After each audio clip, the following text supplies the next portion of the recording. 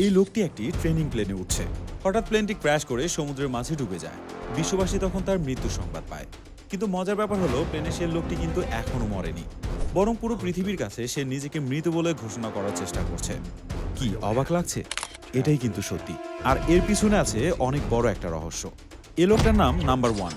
সে ছাড়া এমন আরো 5 জন আছে যাদের নাম ক্রমান্বয়ে 2, 3, 4, 5, 6। আর এই 6 জন মিলে মারাত্মক একটি টিম গঠন করেছে যার নাম দ্য ঘোস্ট। এই টিমের লিডারই কিন্তু নাম্বার 1।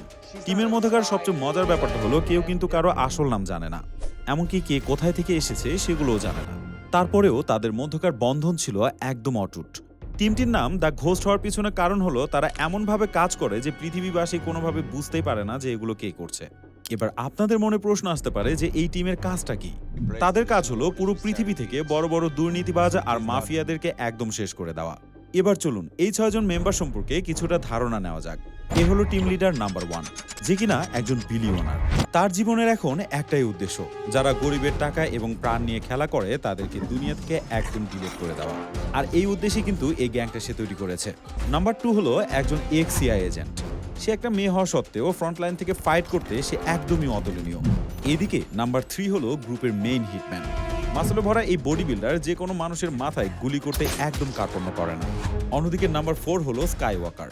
সুপারম্যানের মতো বিল্ডিংয়ে লাফিয়ে চলা ছিল তার কাছে ডাল ভাতের মতো। নাম্বার 5 এই গ্রুপের ইমার্জেন্সি ডক্টর। মিশনের মাঝে কেউ আহত হলে খুবই দ্রুত ট্রিটমেন্টের ব্যবস্থা করাই ছিল তার একমাত্র কাজ। আর নাম্বার 6 ছিল কারের পাইলট। তাকে কিন্তু কারের পাইলট বললাম কারণ চিপা চাপা ডাইনে বামে প্রয়োজনে কার ফ্লাই করতেও তার একটুও কাঁপে না। কখনো কখনো গাড়ির সামনে কি আছে সেটা দেখার টাইমও তার কাছে নেই। এ ছিল দুর্ধর্ষ সেই টিমের পরিচয় পর্ব। এবার চলুন মূল গল্পে যাওয়া যাক। মুভির প্রথমেই আমরা 4 মাস আগের একটি সিন দেখতে পারি। এই গ্রুপ তাদের প্রথম মিশন কমপ্লিট করার জন্য ইতালিয়ার ফ্লোরেন্স শহরে যায়। প্রথমেই এই সবুজ কারের আমরা দুর্দান্ত ড্রাইভ দেখতে পারি। ভিতরে ছিল 1, 2, 5 এবং 6। তারা আসলেও পুলিশের চোখকে ফাঁকি দিয়ে সেখান থেকে পালানোর চেষ্টা করছে। কিন্তু মজার ব্যাপার হলো পুলিশের পাশাপাশি ঠিক একই সাথে মাফিয়াও তাদেরকে ধাওয়া করছে। নিশ্চয় তারা এমন কোনো আজাইরা কাজ করেছে যে একই সাথে মাফিয়া এবং পুলিশ তাদেরকে ধাওয়া করেছে। ড্রাইভিং সিটে ছিল কিন্তু নাম্বার 6। তো বুঝতেই পারছেন পুরো শহরকে লন্ডভন্ড করে দিয়ে সে সামনের দিকে এগিয়ে যেতে থাকে। এই বেচারার কাছে পুরো দুনিয়াটাই রাস্তা মনে হয়। তবে কারের ভিতরে কিন্তু তারা বেশ কিছু সমস্যার মধ্যেও আছে।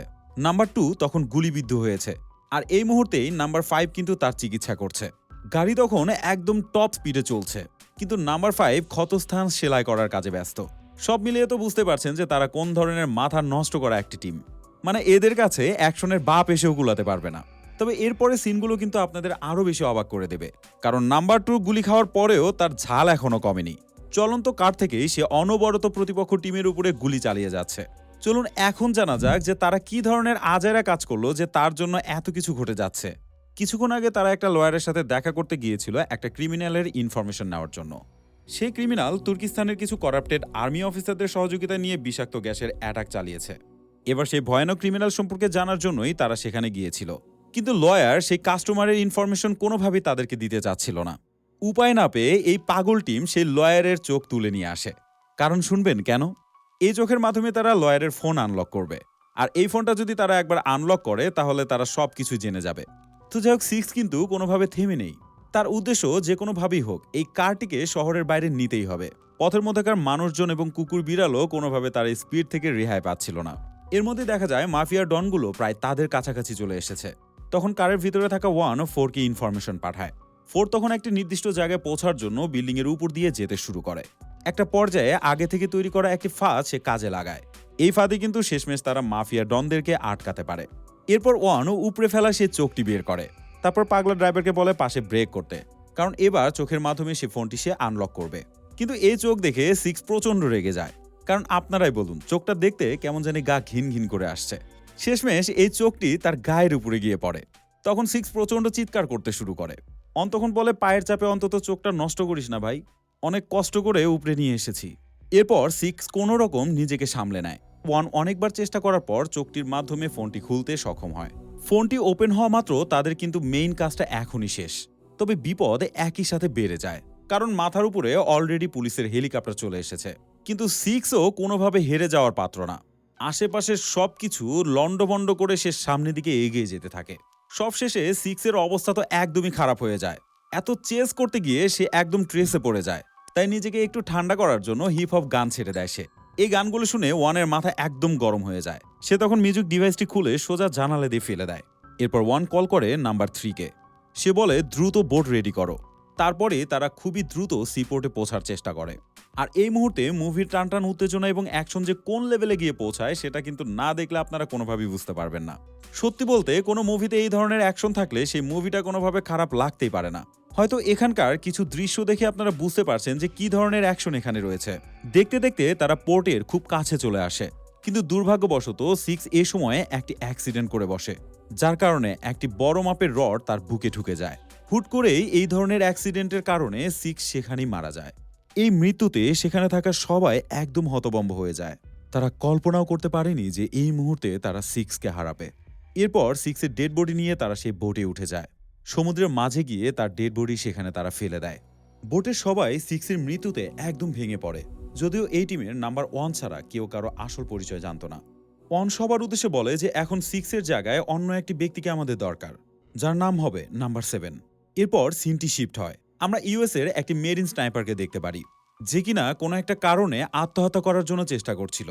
সে যুদ্ধের জন্য যখন আফগানিস্তানে গিয়েছিল তখন সে তার পুরো টিমকে স্নাইপিং এর মাধ্যমে কাভার দিত। একদিন সে ইউনাইটেড নেশনের ভ্যান দেখতে পারে, যে ভ্যানটি তাদের দিকেই এগিয়ে আসছিল। কিন্তু এই ভ্যানের উপরের ইউএন লেখাটা সে উল্টো দেখতে পারে, যেটা দেখে সে সঙ্গে সঙ্গে সন্দেহ করে বসে। তাই এক মুহূর্ত দেরি না করে সে তার বেসকে এই বিষয় সম্পর্কে ইনফরমেশন দেয়। কিন্তু তার এই কথাতে বেজের আর্মিরা কোনোভাবে পাত্তাই দিচ্ছিল না।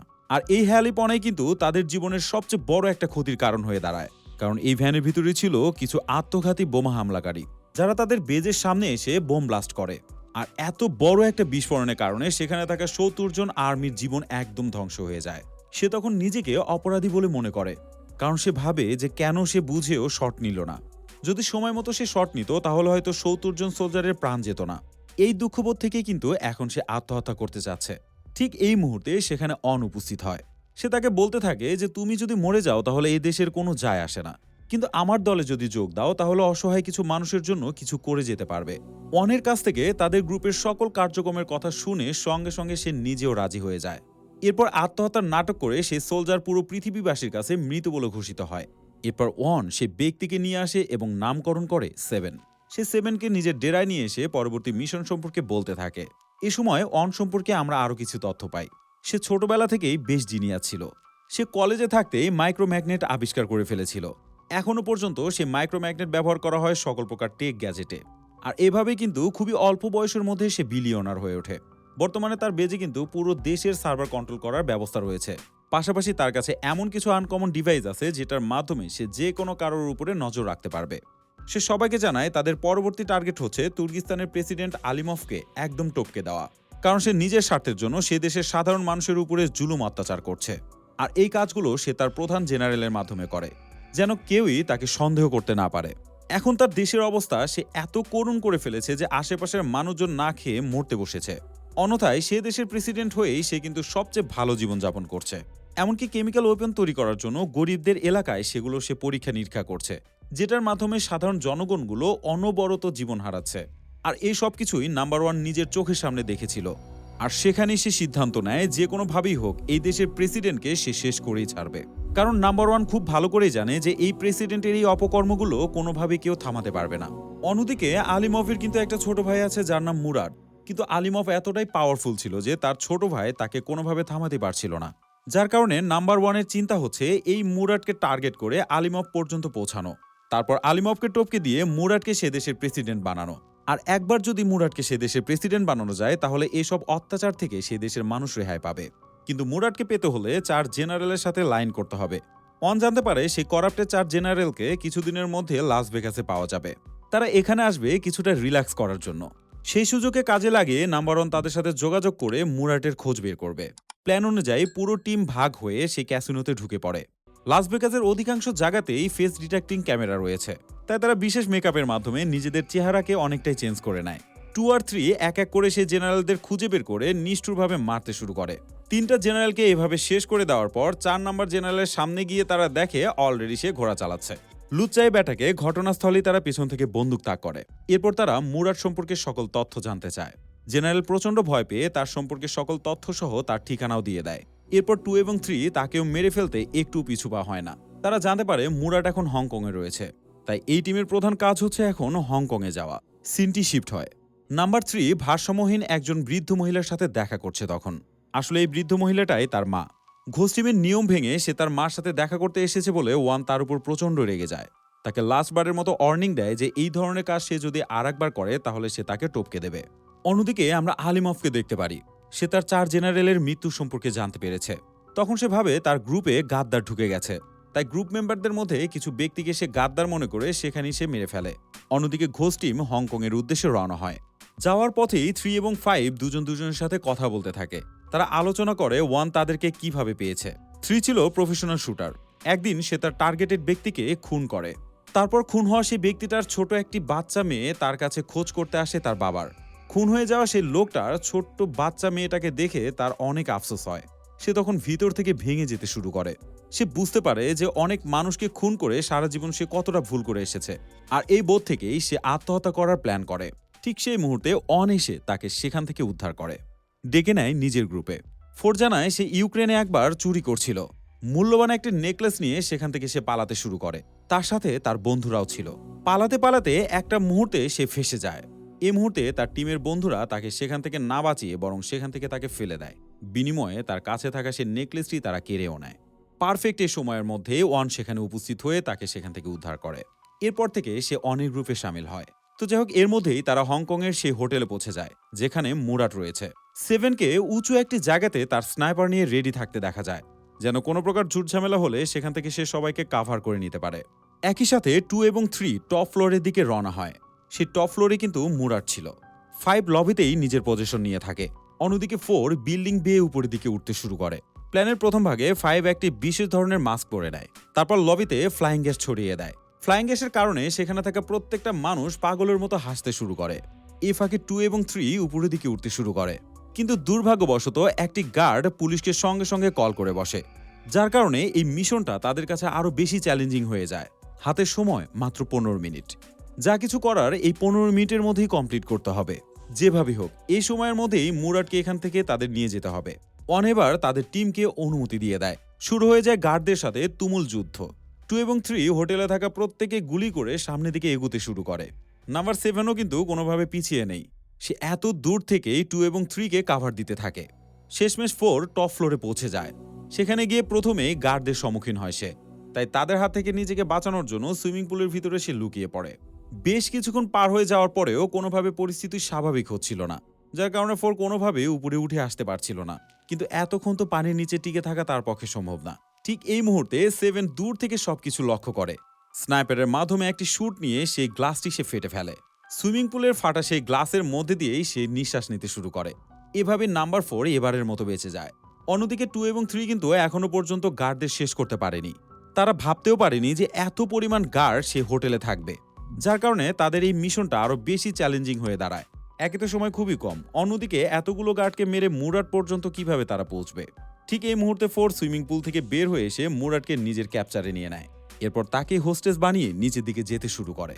অন্যদিক থেকে 7 বুঝতে পারে যে 2 এবং 3 মাত্র 2 জন এতগুলো গার্ডের সাথে কোনোভাবেই পারবে না। সে তখন ভয়ানক একটি প্ল্যান করে বসে। উপরে থাকা বিশাল আকৃতির সুইমিং পুল সে গুলির মাধ্যমে ফেটে দেয়। এতে উপরের কয়েকটি ফ্লোরে প্রচন্ড পানির স্রোত তৈরি হয়। গার্ডগুলো তখন এক এক করে সেখান থেকে নিচে পড়ে যেতে শুরু করে। 2 এবং 3 তখন কোনো রকম সিলিং ধরে নিজেদেরকে সেখানে আটকে রাখে।